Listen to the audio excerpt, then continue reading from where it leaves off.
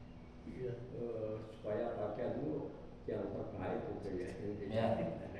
Nah, itu kriterianya seperti apa itu papakan terkait. Maksudnya ya intinya mah tidak terlalu sobek itu yang lebih ditekankan dalam fikih itu yang penting menutupi aurat. Dan untuk masalah tahzir atau yaitu pakaian yang terbaik itu kembali kepada diri kita. Maksudnya ngapa menghadapi sang Khalik, pencipta kita, pencipta presiden, kok tadi jangan pakai pakaian yang tidak sopan. Tapi kita menghadapi makhluknya Allah, misalnya menghadapi presiden, kita pakai pakaian yang gaya. Jadi intinya kriteria itu lebih ketekanan kepada kita. Namun ada bahasanya sunat gitu ya, lebih ke bahasa sunat untuk kita berpakaian yang lebih rapi, yang lebih bagus. Namun yang lebih ditekankan hukum wajibnya apa? Menutupi aurat. Mungkin itu untuk masalah pakaian. Jadi yang hukum wajibnya menutup aurat, untuk masalah bagus pakaian hukumnya sunat. Jadi kembali kepada diri kita. Kalau kita benar-benar mencintai Allah, menghargai Allah, kita mengakui bahwa Allah itu benar sang Khalik, pencipta seluruh manusia, pencipta seluruh alam, pasti kita pun akan merasa malu kalau berpakaian ya seenaknya, senonoh gitu ya. Itu kembali kepada diri. Maka ada sebagian ulama menekan untuk hukum sunat, untuk lebih berpakaian rapi. Kedua, tidak boleh ada pakaian yang bisa mengganggu orang lain. Seperti ada tulisan di belakang, itu bisa mengganggu sholat orang lain. Kalau di depan gimana kayak emas? Nah ini gak apa-apa ya, di depan muridnya mas, paling dibacanya sama malaikat gitu ya. Yang lebih ditekan jangan ada yang di belakang, karena kan dia tahu orang yang lagi sholat baca pakaian kita. Kalau di depan kayaknya nggak apa-apa mas, santai ya. Gitu, mungkin lanjut kebayang.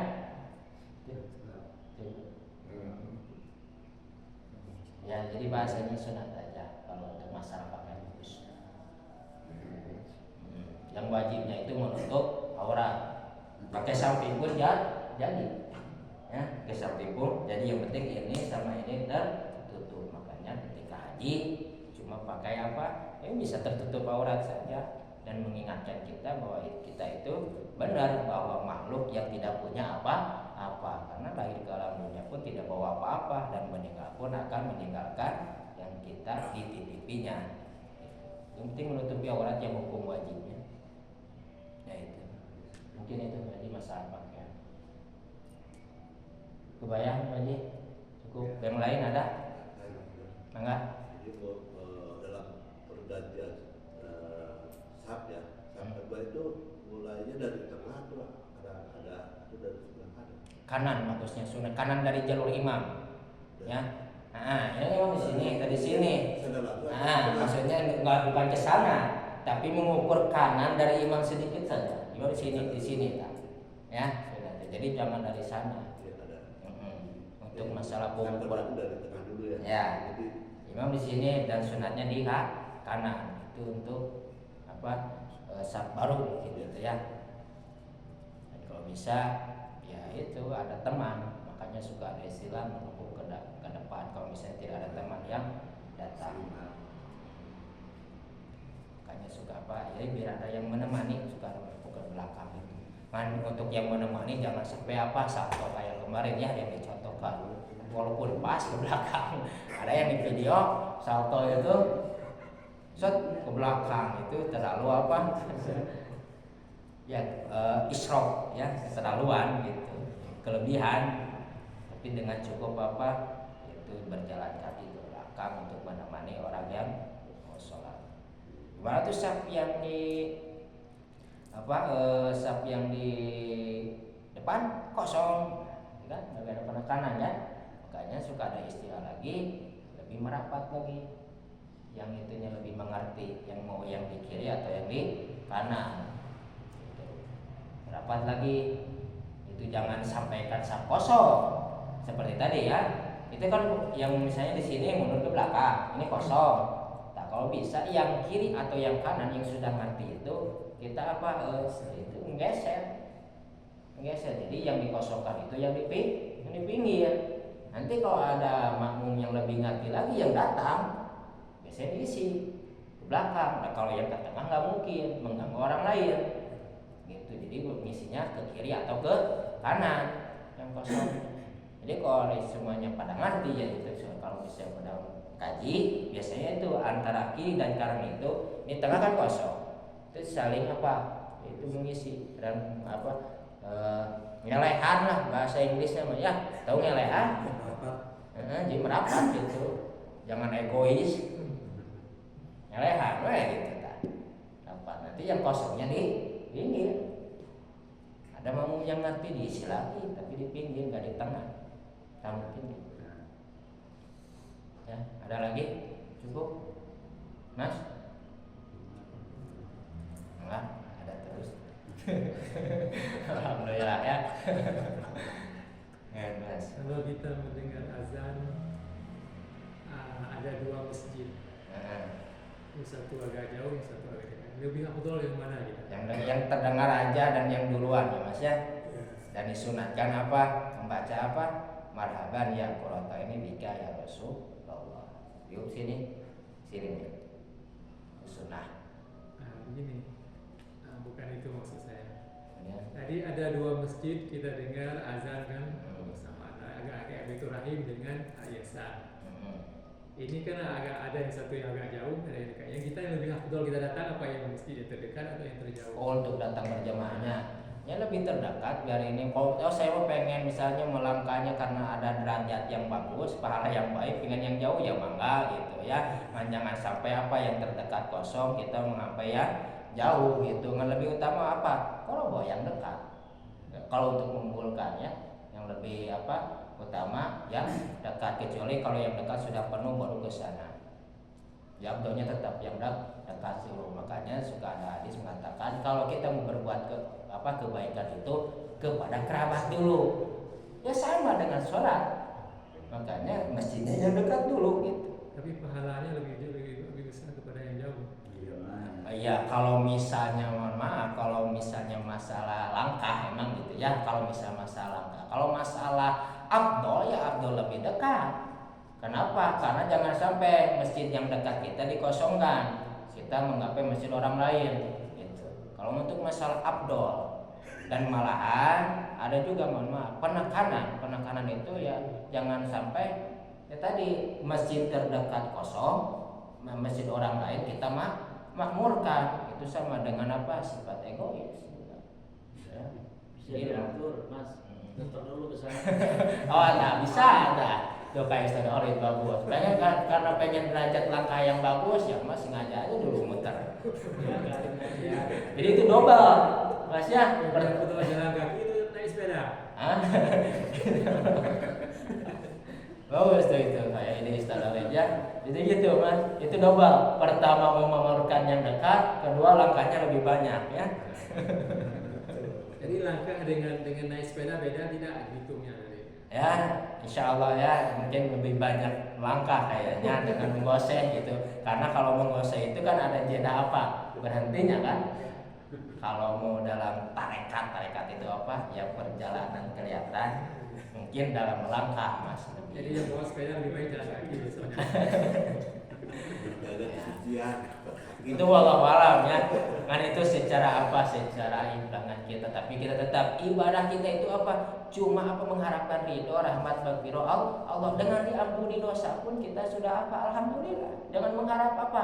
Pahala untuk pangkat yang mengerti. Jangan. Dengan diampuni pun kita makan mohon maaf. Kenapa? Dengan metode diampuni pun kita sudah apa? Sudah alhamdulillah. Karena mohon maaf, kalau kita dibagi waktu antara apa lupa kepada Allah dan mengingat, kita kebanyakan apa lupanya. Makanya kita cukup dengan diampuni dosa juga alhamdulillah. Artinya kalau lupa kepada Allah apa hukumnya? Dosa. Artinya apa? Ya itu 24 jam itu kita kebanyakan berdosa kepada Allah gitu. Itu mah cuma apa sebuah motivasi kepada orang-orang yang terutama apa mau giat belajar ibadah yang apa-apa diungkapkan itu apa fadilah dalam melangkah. Ya Mas ya bagus. Mungkin tadi Mas, jadi berputar dulu lah. Pertama biar ini ya keringatnya hebat. Ustaz, di Baitur Rahim kan ada AC, jadi Iya. nggak Oh. capek kedinginan. Nanti di sini pasang AC, tenang aja Pak. Nah, itu. Soalnya banyak yang kira kue. Kenapa nggak datang-datang di sini kata mereka? Dekat di sana. Ya mudah-mudahan nanti ke depannya ya. Ini juga ada nih age ya, angin gelembung sama. Yang penting gimana pun kita merasakan apa tuh mana ibadah dan lebih utama tadi masjid terdekat. Maka ada hadis tadi mengatakan beramal kebaikan itu kepada kerabat. Kerabat itu apa? Korobah. Korobah itu apa? Dekat. Yang dekat dulu. Termasuk kita mau memakmurkan masjid, beramal kebaikan yang dekat dulu. Jangan dulu sama yang jauh. Oke, itu cukup. Alhamdulillah, mudah-mudahan ilmu yang kita dapat menjadi ilmu yang bermanfaat, terutama kita benar-benar bisa mengamalkan sehari-hari dalam beramal ibadah kepada Allah Subhanahu wa taala dan menjadi syafaat kelak di hadapan Allah Subhanahu wa taala. Amin. Allahumma amin. Mangga tutup dengan doa kifatul majelis. Subhanallah wa bihamdik asyhadu an la ilaha illa anta astaghfiruka wa atubu ilaik. Wassalamualaikum warahmatullahi wabarakatuh.